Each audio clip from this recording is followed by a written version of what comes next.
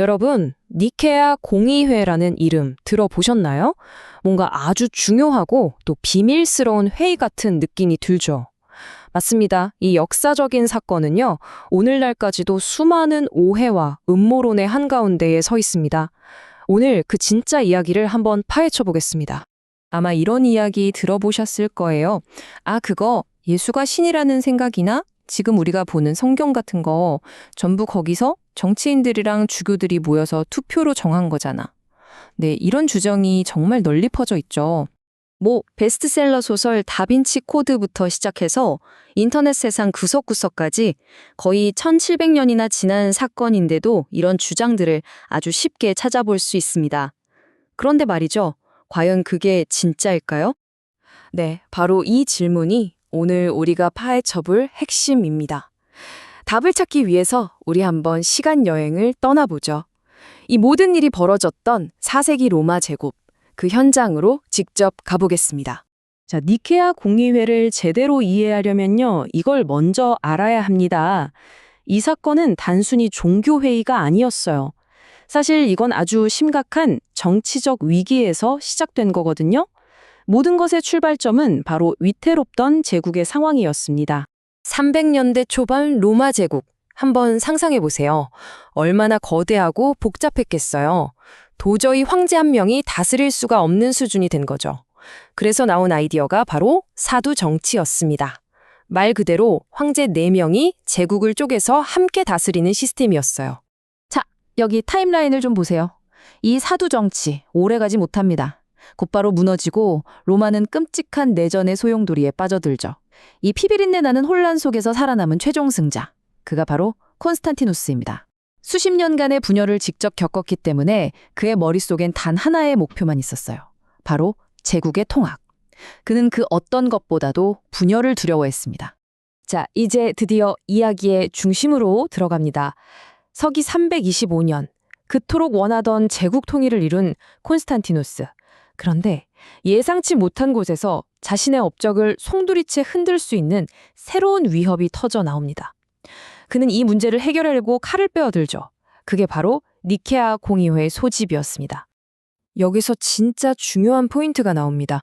이 회의는요, 무슨 새로운 교리를 만들려고 모인 게 아니에요. 절대 아닙니다. 목적은 딱 하나였어요. 당시 제국 전체를 뒤흔들고 있던 아주 격렬한 신앙 논쟁, 이른바 아리우스 논쟁을 잠재우는 거였죠. 솔직히 콘스탄티누스 입장에서는 신학이 뭐가 중요했겠어요. 제국이 시끄러운 게 문제였던 거죠. 그래서 도대체 뭘 가지고 그렇게 싸웠냐? 핵심은 아주 간단합니다. 아리우스라는 설교자는 예수는 신이 만든 피조물이다 라고 가르쳤고요. 반대편에서는 기존의 성경을 근거로 아니다, 예수는 창조된 존재가 아니라 영원하신 하나님이다 라고 맞선 거죠. 이 대립이 제국 전체를 둘로 쪼갤 기세였습니다. 수많은 주교들이 모여서 벌인 이 치열한 토론 끝에 나온 결과물이 바로 니케아 신경입니다. 이 신안 고백은 아리우스의 가르침을 딱 잘라 거부하고 오랫동안 믿어왔던 정통신앙이 무엇인지 다시 한번 명확하게 정리한 선언문이었어요. 즉, 뭔가를 새로 발명한 게 아니라 기존의 믿음을 확고히 한 거죠. 자, 그럼 한번 정리해 볼까요? 니케아 공의회는요, 절대로 무슨 교리를 새로 만들거나 성경에 들어갈 책을 투표로 정하는 자리가 아니었습니다. 제국을 뒤흔들던 하나의 논쟁을 끝내기 위해 이미 존재하던 믿음을 공식적으로 확인하고 선포하는 자리, 그게 전부였습니다. 자, 근데 이렇게만 얘기하면 에이, 그거 그냥 하는 말 아니야? 증거 있어? 라고 하실 수 있겠죠. 네, 있습니다. 아주 명백한 증거들이요.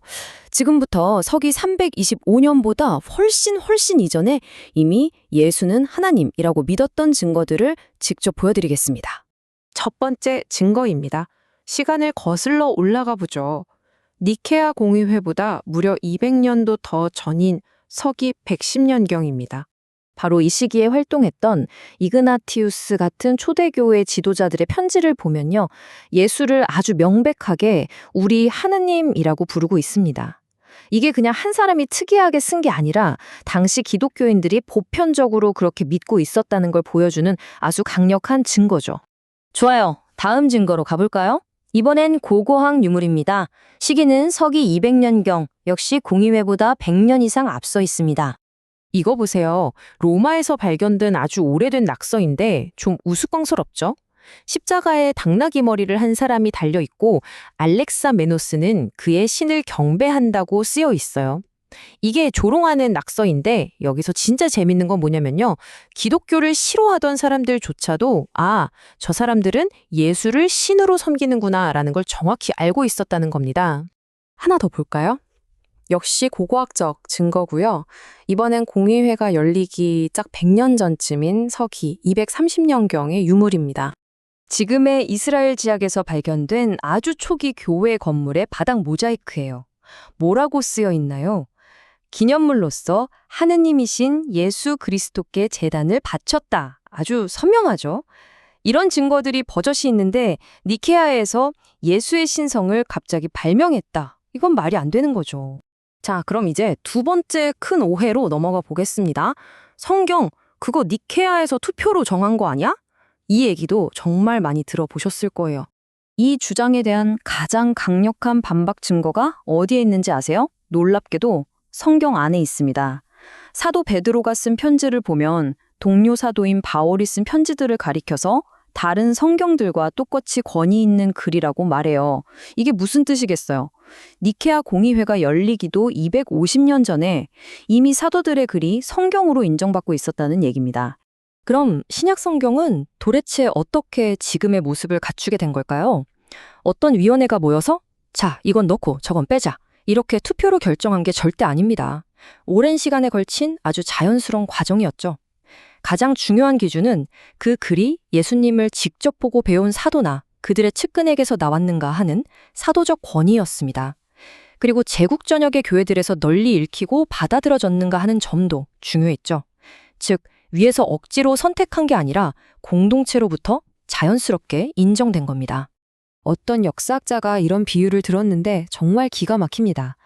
초대교회 사람들한테 왜 이 복음서들을 성경으로 골랐어요? 라고 묻는 건요. 여러분한테 왜 지금 부모님을 당신 부모님으로 골랐어요? 라고 묻는 거랑 똑같다는 거예요. 무슨 말이에요? 선택하고 말고 할 대상이 아니었다는 거죠. 복음서는 그냥 그들의 신앙과 정체성 그 자체였으니까요.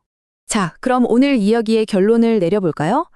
예수의 신성은 니케아에서 발명됐다는 통념과는 달리 진실은 이미 있던 믿음을 공식적으로 재확인한 것이었습니다.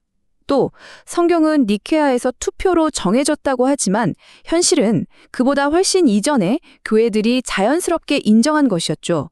마지막으로 여러분께 이 질문을 한번 던져보고 싶습니다. 역사적인 사실이 이렇게나 명백한데도 왜 니케아 공의회에 대한 거대한 오해와 음모론들은 좀처럼 사라지지 않고 계속해서 사람들의 마음을 사로잡는 걸까요?